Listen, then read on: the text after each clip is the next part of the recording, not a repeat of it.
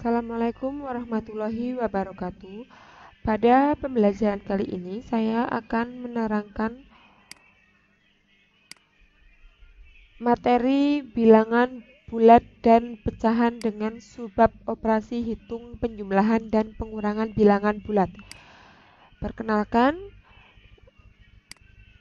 nama saya Neki Yohana, mengampu pelajaran matematika di SMP Negeri 8 Pekalongan.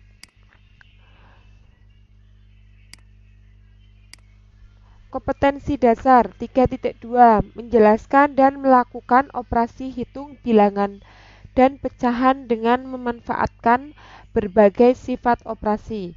Kemudian yang 4.2 menyelesaikan masalah yang berkaitan dengan operasi hitung bilangan dan pecahan. Tujuan pembelajaran: siswa dapat menghitung operasi penjumlahan bilangan bulat dan sifat-sifatnya. Yang kedua, siswa dapat menghitung operasi pengurangan bilangan bulat dan sifat-sifatnya. Oke, langsung saja. Yang pertama, kita bahas dulu penjumlahan bilangan bulat.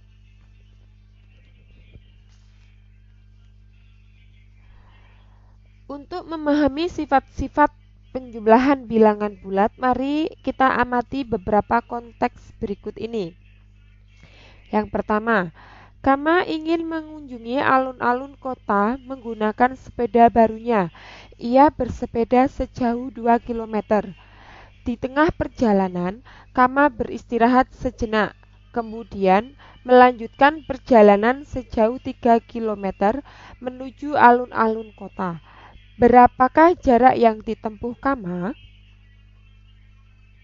Nah, untuk memaknai penjumlahan 2 km ditambah 3 km sama dengan 5 km, maka kita bisa menggunakan garis bilangan seperti pada contoh berikut ini. Nah, karena Kama mula-mula bersepeda sejauh 2 km, kita mulai dari angka 0 ini. Titik asal dari angka 0 bergerak ke kanan 2 satuan. Kemudian Kama melanjutkan perjalanannya lagi sejauh 3 km. Artinya ditambah 3 km ke kanan. Nah, ini dari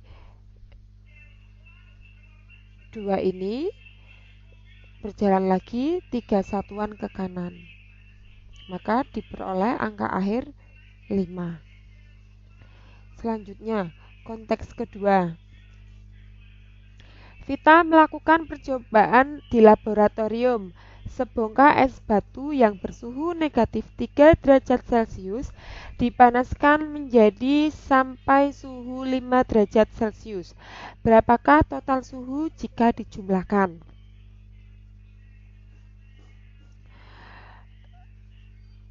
Untuk memaknai penjumlahan negatif 3 ditambah 5 sama dengan 2, ini bisa dibantu dengan menggunakan garis bilangan.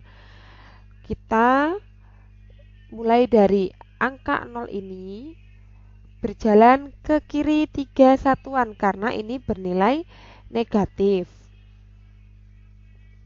Kemudian ditambah 5 karena positif, maka bergerak ke arah kanan 5 satuan dari negatif 3. Diperoleh angka akhirnya yaitu 2.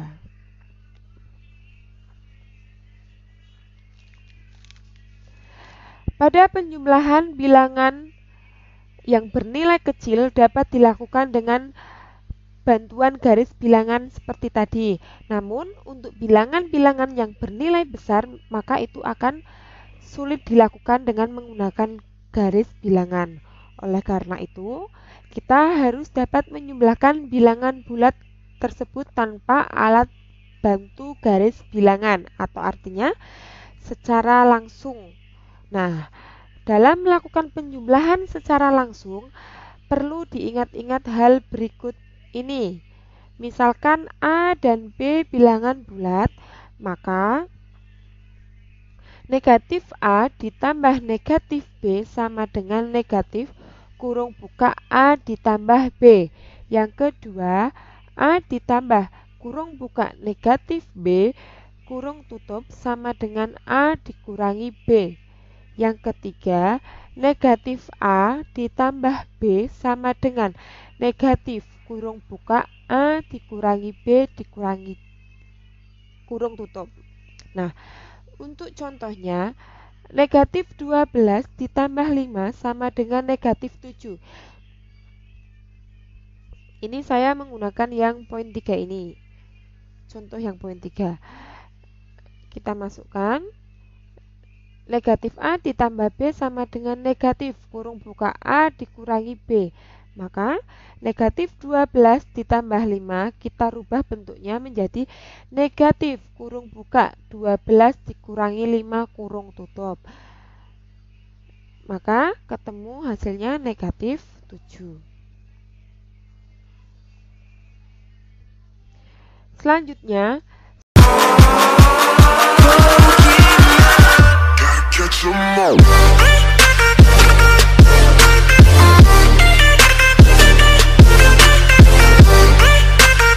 sifat-sifat penjumlahan bilangan bulat. Sifat komutatif. Penjumlahan dua bilangan bulat selalu diperoleh hasil yang sama walaupun kedua bilangan tersebut dipertukarkan tempatnya. Maka pada sifat komutatif ini biasanya disebut sifat pertukaran. Untuk sembarang bilangan bulat A dan B selalu berlaku A ditambah B sama dengan B ditambah A. Pembuktiannya,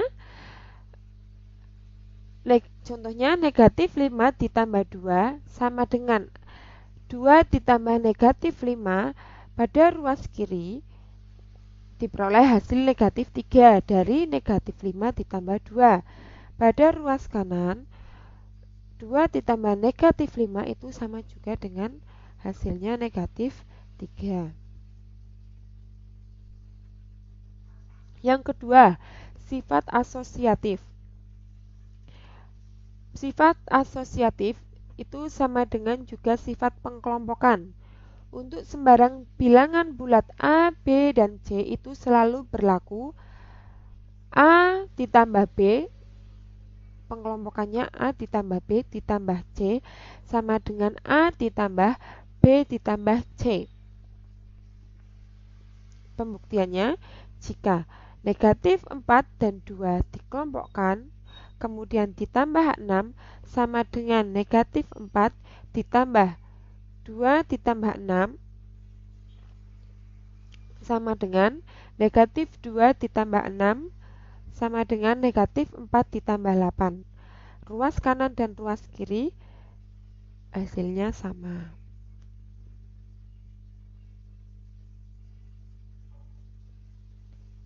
Kemudian yang kedua, pengurangan bilangan bulat. Mari kita amati konteks ini. Seorang penyelam amatiran mula-mula berlatih menyelam di kedalaman 2 meter di bawah permukaan laut. Setelah merasa lancar menyelam di kedalaman 2 meter, kemudian ia turun lagi hingga kedalaman 5 meter di bawah permukaan laut.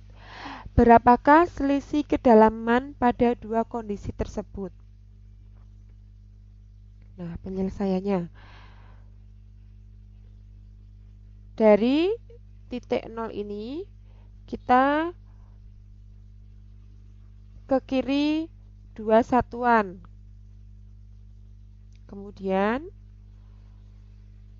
negatif ketemu negatif ini hasilnya positif, maka arahnya 5 satuan ke kanan, diperoleh 3. Sifat-sifat pengurangan pada bilangan bulat. Perhatikan operasi pengurangan berikut. Yang pertama, negatif 12 dikurangi 3 sama dengan negatif 15. Negatif 12 dan 3 adalah bilangan bulat. Negatif 15 juga bilangan bulat. Kemudian yang kedua, negatif 11 dikurangi negatif 20 sama dengan 9. Negatif 11 dan negatif 20 adalah bilangan bulat. Dan 9 ini juga merupakan bilangan bulat. Dengan demikian, dapat disimpulkan bahwa untuk sembarang bilangan bulat A dan B, jika A dikurangi B sama dengan C, maka C juga bilangan bulat. Sifat ini disebut sifat tertutup pada pengurangan bilangan bulat.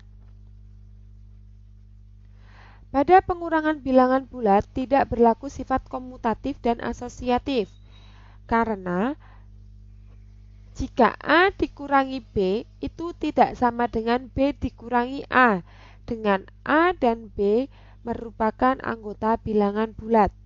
Yang kedua, pada sifat asosiatif, A dikurangi B dikurangi C tidak sama dengan A dikurangi B dikurangi C, dengan A, B, dan C merupakan anggota bilangan bulat. Contohnya, negatif 5 dikurangi 6 sama dengan negatif 11. Ini ditukar menggunakan sifat komutatif. 6 dikurangi negatif 5 sama dengan 11. Nah, pembuktiannya ini.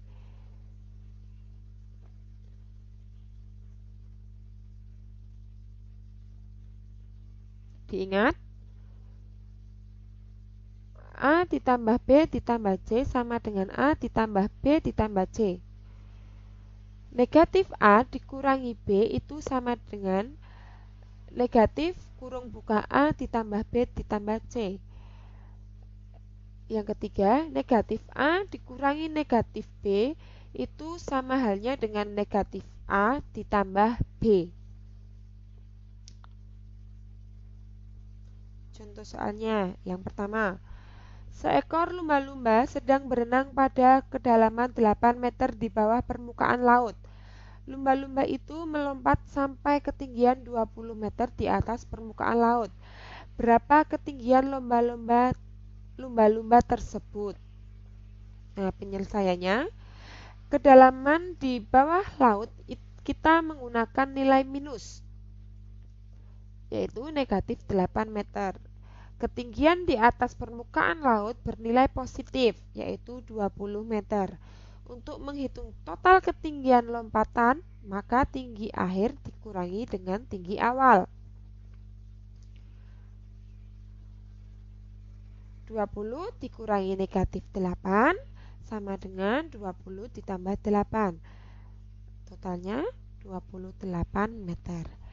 Yang kedua, Sarah bekerja di sebuah kantor yang berlantai 25 di atas tanah dan 3 lantai di bawah tanah. Sarah ada di lift lantai 5. Ia turun 7 lantai untuk mengantarkan barang. Setelah mengantarkan barang, ia harus naik lagi 15 lantai untuk memberikan laporan. Di lantai berapakah Sarah memberikan laporan?